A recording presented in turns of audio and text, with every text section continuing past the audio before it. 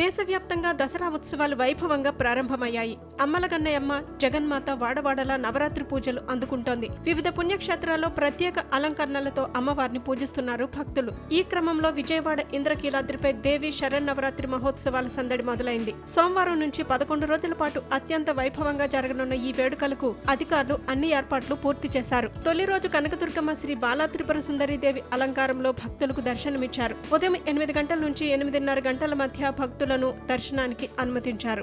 రాష్ట్ర దేవాదాయ శాఖ మంత్రి ఆనం రామనారాయణ రెడ్డి, హోంమంత్రి వంగలపూడి అనిత ఉత్సవాలను లాంఛనంగా ప్రారంభించి అమ్మవారిని దర్శించుకున్నారు. ఈ సందర్భంగా దాతల సహకారంతో నిర్మించిన నిత్య పూజల మందిరం రెండో యాగశాలను కూడా వారు ప్రారంభించారు. దసరా ఉత్సవాల దృష్ట్యా భక్తుల భద్రతకు పెద్దపీట వేస్తూ అధికారులు పలు కీలక మార్పులు చేశారు. గతంలో గాయాలకు కారణమవుతున్న ఇనుప కంచెల స్థానంలో ఈసారి సురక్షితమైన ఫ్రేమ్ మోడల్ క్యూ లైన్లను ఏర్పాటు చేశారు. అత్యవసర పరిస్థితుల్లో భక్తులు బయటకు వచ్చేందుకు వీలుగా ప్రతి 50 మీటర్లకు ఒక ఎమర్జెన్సీ గేటును అమర్చారు. ఆ ద్వారానికి ఎరుపు రంగు వేసి ప్రత్యేక బోర్డులతో స్పష్టంగా గుర్తించేలా చర్యలు తీసుకున్నారు. ఈ నవరాత్రుల్లో 500 ప్రత్యేక దర్శనం టికెట్ను రద్దు చేసి కేవలం 300, 100 ఉచిత దర్శన క్యూలను మాత్రమే అందుబాటులో ఉంచారు.